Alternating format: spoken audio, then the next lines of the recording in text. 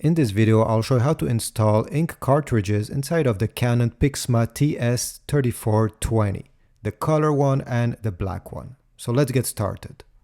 First, make sure that the printer is turned on.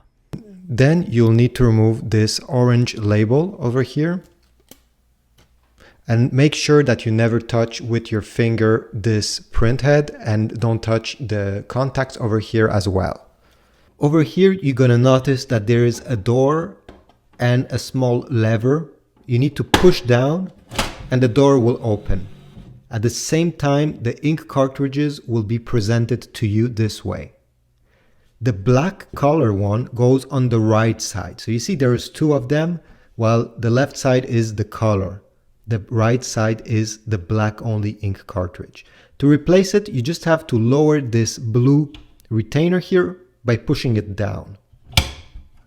Once it's clicked down this way, you're gonna slide out the existing ink cartridge.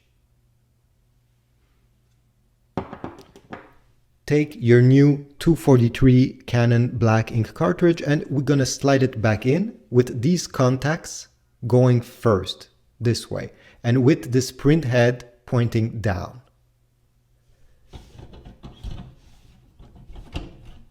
I know it could be difficult since it's very deep inside of the printer, but once you align it this way, it may jiggle a bit, and this is normal. You just have to push this blue retainer back up, like this. And now the cartridge is secured in place, it won't move anymore. Next step, just close this door. You may hear some noises. This is because the printer itself will initialize this ink. It will just take 5 seconds and you're done. You can start printing again.